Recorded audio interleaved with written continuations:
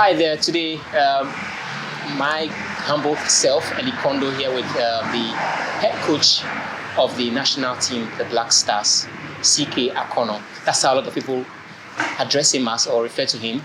But today we're going to find out who really he is. You might just know him as a footballer, but what makes him who he is today? We're going to find all of that out today here. So I'm in his house. So, Coach, greetings to you. Greetings. How did your father allow you to just play football and become professional footballer? Because I know in the past, parents were more of schooling.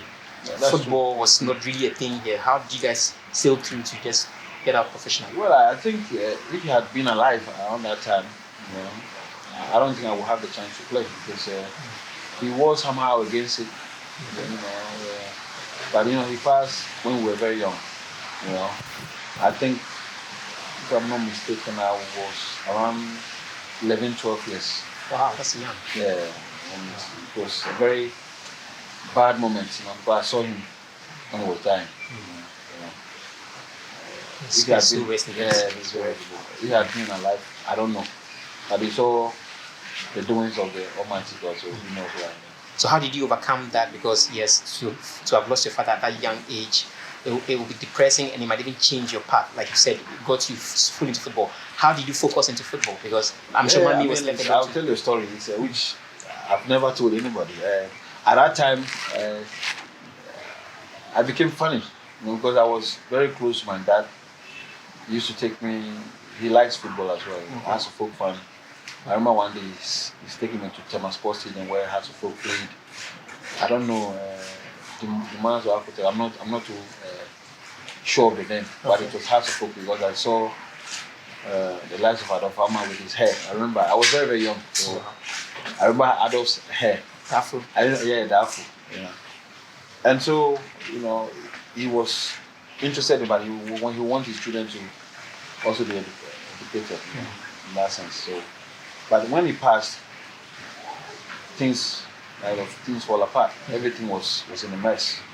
Then we had to come back to my mother's town, which was Nongwa, and then live in the family house, and we started struggling. So around that time, at the age of 12, 13, it's the way, I moved out of the house. Wow. Yeah, and that is when the struggle started.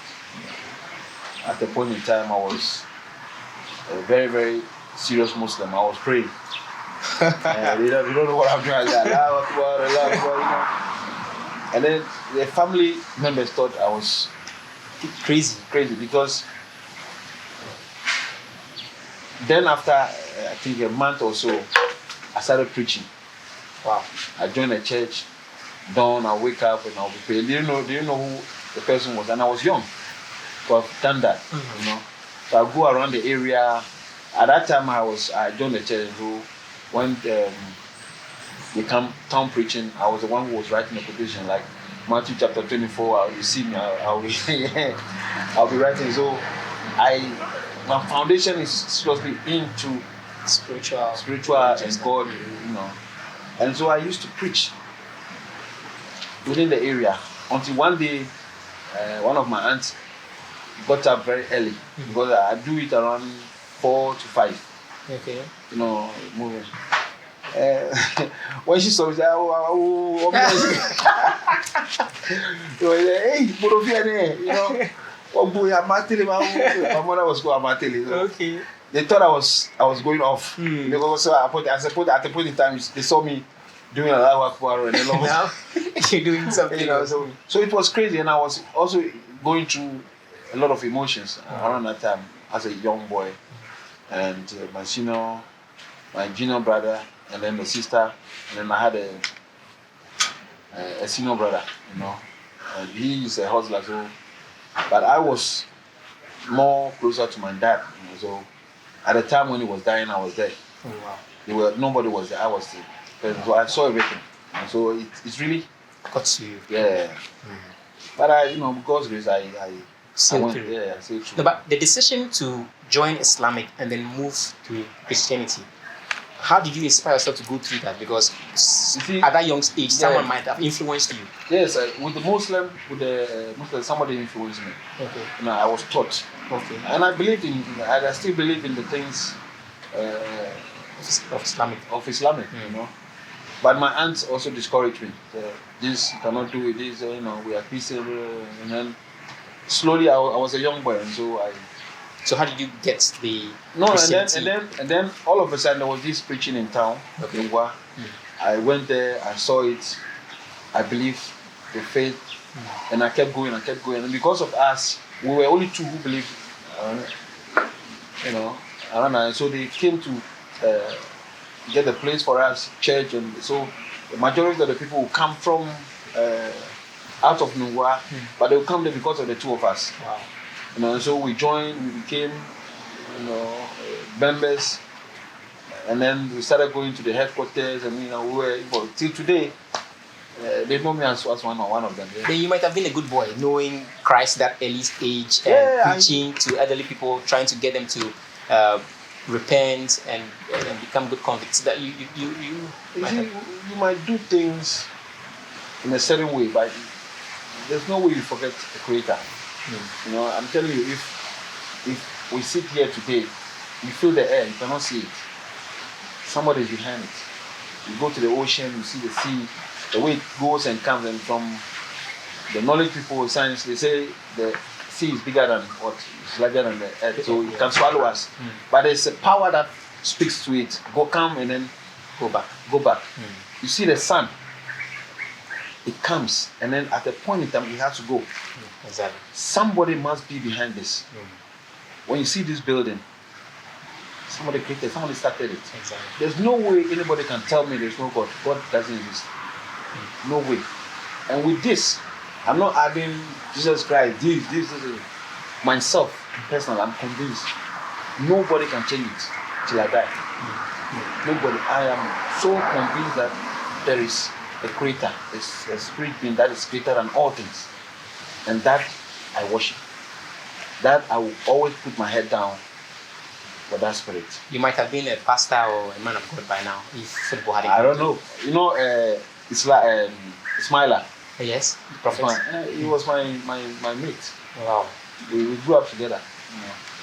And I was even surprised that you see how God works. He was a Muslim at that time.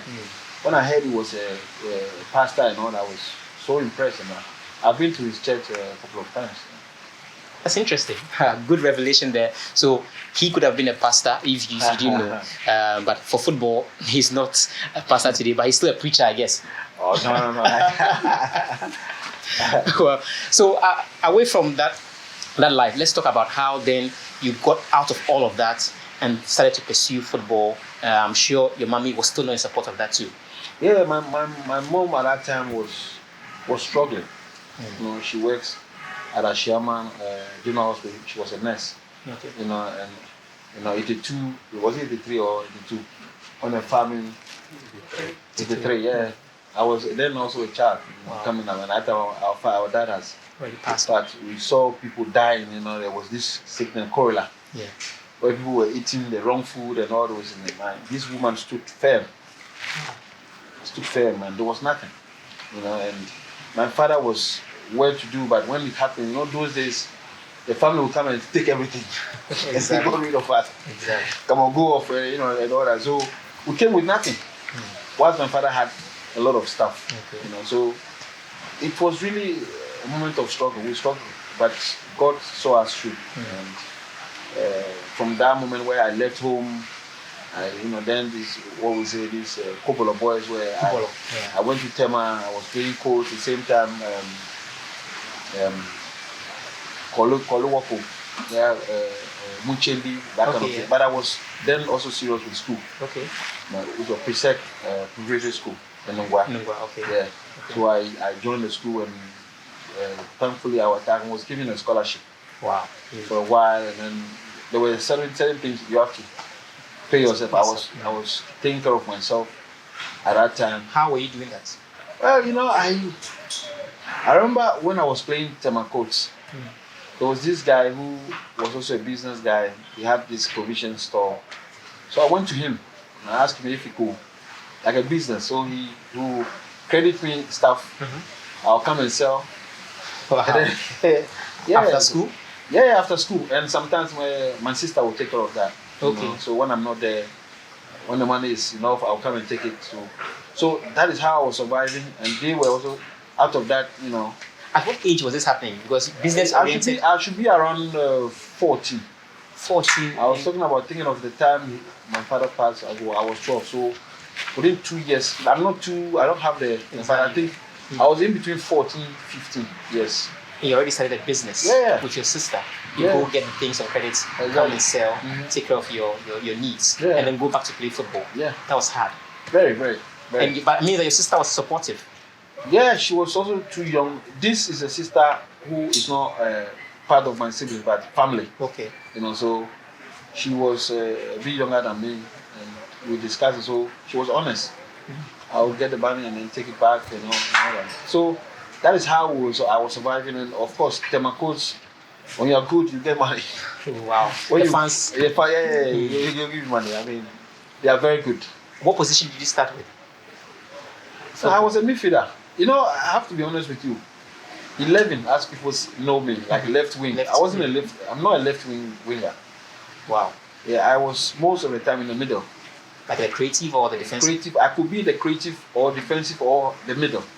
Wow. You know, what we call now in front of the defender, the holding, or number 8, or you know, who can, and then also behind the striker. But you're diminutive, you're very smallish. Then. Very, very. So how, I'm sure then people would like to bully this small boy, how can you challenge him? I was tough.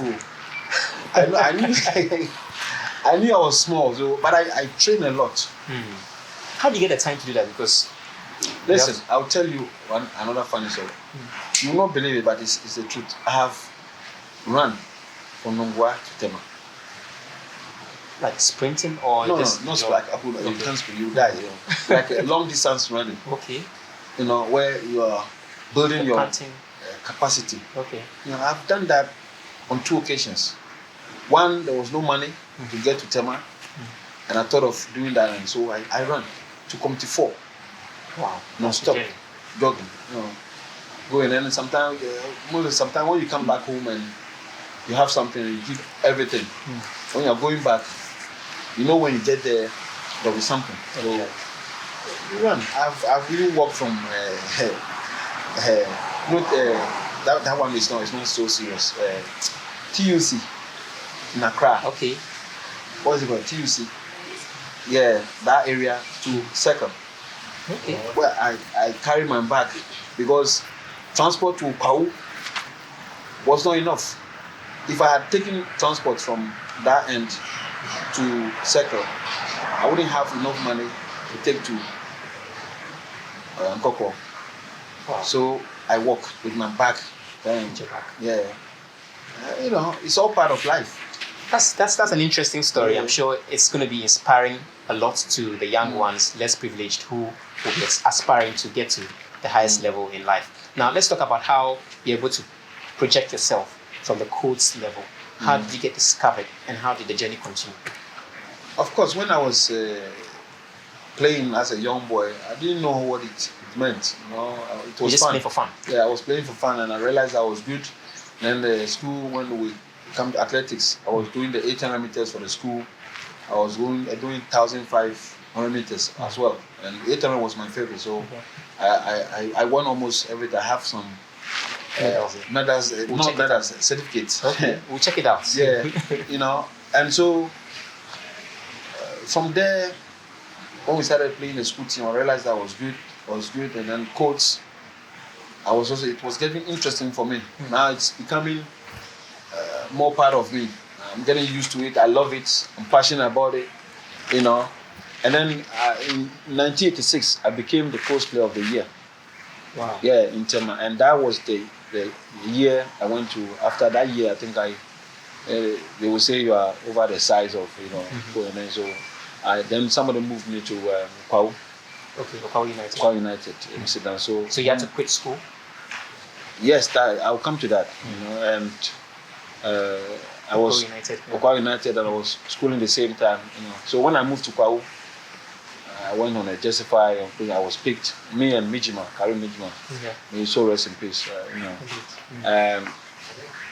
And so they picked me. They gave me to Pindankwa, and told them, look, I want to go to school. I want to continue my education.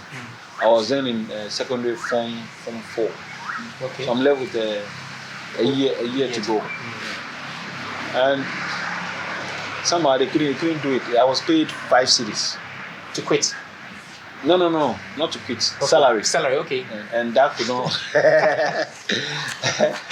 I think 5 cedis. Wow. Either 5 cedis or 50 pesos. Then that would be equivalent now. 50 pesos. Yeah. And so they couldn't help me, and I thought that was the only thing probably if I'll see about Power United, that wasn't, because I wanted to play. To go to school, okay. And play at the same time. But I stayed with Apimnankwa. They took really good care of me. Whilst Midwan also was given to somebody else, because we were the 2 youngest kids from Coles, and we were talented.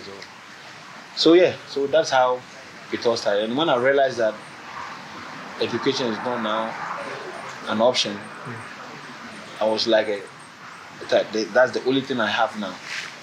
And so I have to be serious. I put everything in it. I only prayed that I would not be injured.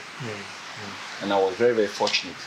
Till I went to Europe, I was never injured, but getting to the end of my career, I got a serious injury. But did you get boots then from the coach level? I'm sure you're playing barefooted. When did you get your first boots? My first boots, it was super. I think we played Curtain Razor in Accra. I think that time was Mohamed Polo Hasselfolk played, is it Champions League or something, with Benin team. Okay. And that was when I saw Polo. I was a boy.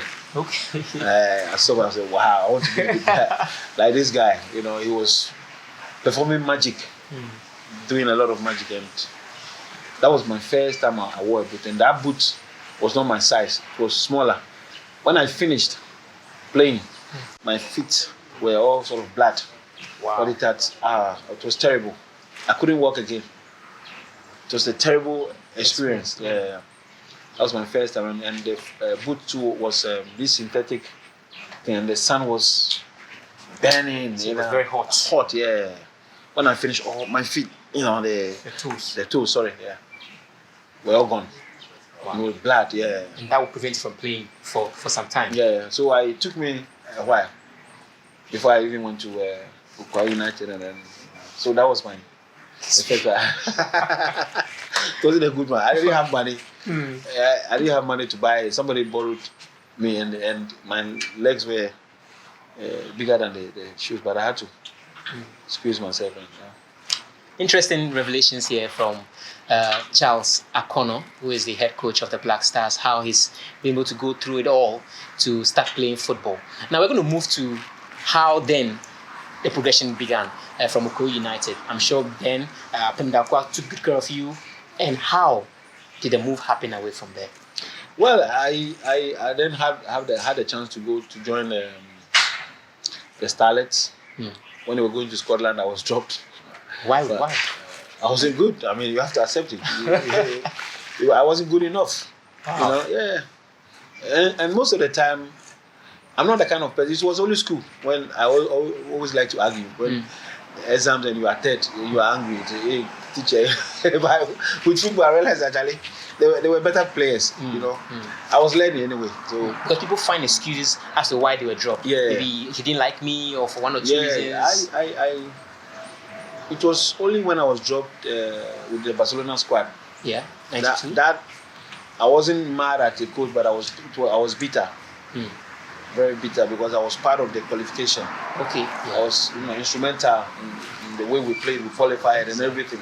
I thought I was the main guy, and then we got it. That was the only time, because that was the reason. You feel let down. Yeah. Exactly. And I almost quit. Wow. Yeah, I almost quit. So from the Starlets, I was not successful. I went back to Ukwa United, and then I was then invited to I think a year or two later, under 20. And we played the qualification. I was doing well. I started coming up, So in between that time, under 20, I was dropped from the Olympic squad. Yeah. between that time, I had a chance to get into the senior national team. So at a very young age, I got in there. And when I got in, I never stopped. At that time, you were playing for which club? I was Goldface. I had moved to Goldface a year. In between that time, moved to Goldface, then into the national team. And then things were now getting better. You know, I was doing well myself. And I remember when I signed for Ashanti Gold then. I was given 500, which is 5 million. That was the first time I bought a land. Wow. That's where my mom's house now. I built a house with my mom. that would have been a miracle, sort of a breakthrough for you. Yeah. And your mom would be proud. Oh yeah. When we were living, I'll call it probably the village now, you know, there. And then so when I had the money, I went to her, we discussed it, and then she told one of her relatives. So it took me to that one place. I don't know if the money was because I gave her all the signing. I don't know if anyway. So me, I say it might be less. Okay. You know, so I gave her the money, and she bought a land. Wow. You know, in between that time, a year later, I was gone. There's a lesson from that. Yeah, I was gone to Europe, and then. So tell me about how the move to Europe happened. You see, I was very fortunate. I have to be honest, very fortunate, because in the national team, I think the up front line. If you talk of what we call today, then 11, 7, 8, 9, 10. I was the only local player. Oh, okay. Locally based player. Locally based. Because the back was Prepon Mansu and the rest. You know, is it Frank Amankwa? You know, they were all locals. You know, local home-based players. So among attacking line. Yeah, attacking line. So it gave me a lot of exposure. And so I was there when I had a contact with a French agent asking me he wants me to come with him to France. And then the same time, one guy too came from Germany, Mr. Breimer. Okay. He came from Germany, and theirs were direct. Okay, to a club. And then they say 6 months. Okay. You have probation of 6 months. Prove yourself. If you are doing well, then we'll give you 4 years contract. Wow. Yeah. So I was like, wow. In those days, we were watching Transfer, the Bundesliga, where we saw the likes of Thomas Hessler, Libaski, and others. You don't know that. You know. And so I was very, very happy. You know. And with a French guy, slowly he changed. Okay. Then he went in for Emmanuel Tete. No Emmanuel Tete, so you don't know him. I remember we were in camp. Then this guy is my roommate. Okay. The Emmanuel Tete? Emmanuel Tete. Charlie, we were there. No, this guy picked his bag. Don't know, like, if I'm not exaggerating, maybe 3 a.m. Wow. Picked his bag like this. He was walking slowly. My roommate, out of the room. I saw him. And me too, I'm very, I don't know, if I'm sleeping and you do any noise, so I was watching him. Just before he got to the door to open, I said, Tete, where are you going? Then the whole thing spoiled. I was like, where are you going? He said, the agent said you should meet him in Accra. The French agent? The French agent. I said, wow. Oh, okay. I was sad. No, of course, that is your hope. And then the German link had No, had not come. The French one was the first, because we went to Egypt to play under 20 African sort of championship, and that is where I got that contact. Okay. He was also, he did very. I think he had many offers. Wow. You know, but me, this particular guy he came and followed us to Ghana. We were talking, and all of a sudden, he changed to I said, hey Charlie, Abrabodi. But interestingly, that did not let you down. No.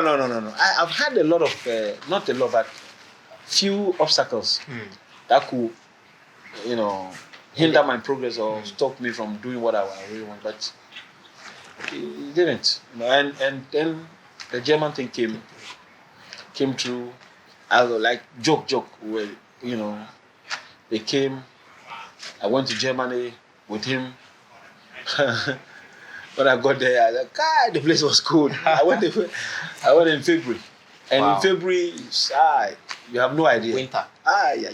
I've never experienced that before. I've never experienced many whites. Like I've never seen. And they took me to their carnival. Okay. From the airport to the carnival, straight. I was shocked. I had a shock of my life. And you see Germans whose stomachs like they're pregnant. Because of the beer. I'm telling you, big guys. I was like, what's happening here? But I kept cool.